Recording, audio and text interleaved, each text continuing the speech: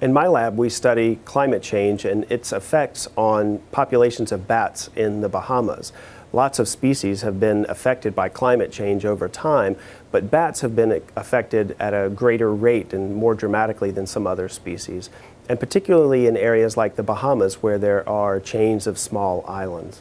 Fortunately, we have a great fossil record of bats in the Bahamas, and we know that about 5,000 to 3,000 years ago, many of the species of bats that used to occur there went extinct. That could be the result of climate change, but it's definitely before humans got to the islands of the Bahamas, so we know that it couldn't be simply human-induced. So what we do in our lab is we travel to the Bahamas, we crawl through dirty caves, and we collect bats. When we collect the bats, we can take a tiny piece of tissue from their wing, and from that we can sequence their whole genome. We come back to the lab, we sequence DNA, and from the DNA we can learn all about the populations of the bats in the Bahamas.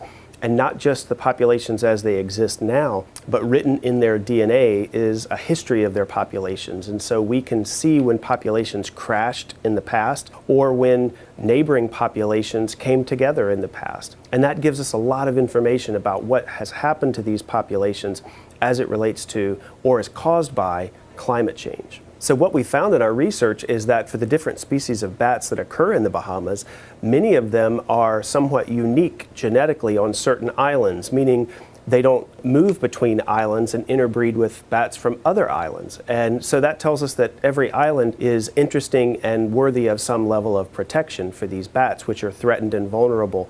And we've also learned that climate change did have dramatic effects and cause some of the extinctions that we see, but they can't explain all of it. And so we have a lot more research to do to try to understand what the ultimate effects of climate change were on these bat populations in the Bahamas. So there are several impacts from our research.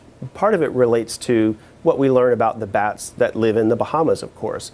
But really we're doing this to learn more about not just bat species, but all species, and not just about what would happen to them from climate change in the Bahamas, but anywhere in the world.